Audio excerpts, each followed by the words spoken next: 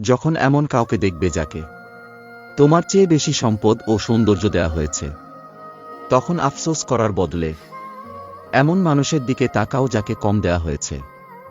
অত্যাচারী শাসকের সামনে সত্য কথা বলা সবচেয়ে বড় জিহাদ। কোন কাজগুলো সর্বোত্তম? মানুষের মনে খুশির সৃষ্টি করা, ক্ষুধার্তকে খাবার দেয়া, পঙ্গু ও অসুস্থদের সাহায্য করা, দুঃখীদের দুঃখকে হালকা করা এবং আহতের যন্ত্রণাকে লাঘব করা। কোন মানুষটি আল্লাহর কাছে সবচেয়ে প্রিয়? যার মাধ্যমে আল্লাহর অন্য সৃষ্টিকুল উপকৃত হয়। তোমাদের মধ্যে সেই উত্তম যে তার পরিবার পরিজনের কাছে উত্তম। অর্ধেকটা খেজুর দান করেও তোমরা নিজেদের জাহান্নাম থেকে বাঁচাতে পারো। যদি তাও না থাকে, তবে সুন্দর করে কথা বলো। সত্যিকার জ্ঞানী কারা? যারা তাদের জ্ঞানকে বাস্তবে কাজে লাগায়। যে পবিত্র থাকতে চায় তাকে আল্লাহ পবিত্র রাখেন।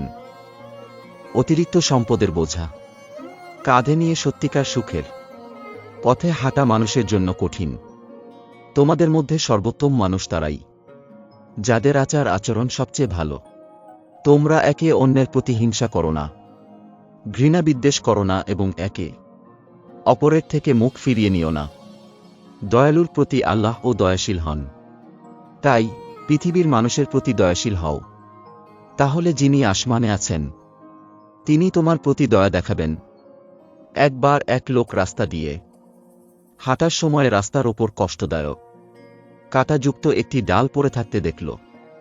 লোকটি কষ্টদায়ক বস্তুটি রাস্তা থেকে সরিয়ে ফেলল। আল্লাহ তাকে ধন্যবাদ দিলেন এবং তার সব অপরাধ ক্ষমা করে দিলেন। কুরআনকে আঁকড়ে ধরলে কখনো বিপদকামী হবে না। যার দুটি দিন একই রকম কাটল সে ক্ষতিগ্রস্ত হল। অর্থাৎ যে আজকের দিনটিকে গতকালের চেয়ে বেশি কাজে লাগাতে পারল না, সে উন্নতি করতে পারল না। ভিডিওটি ভালো লাগলে লাইক, কমেন্ট ও শেয়ার করুন। সবসময় এমন ভিডিও পেতে চাইলে চ্যানেলটি সাবস্ক্রাইব করে রাখুন।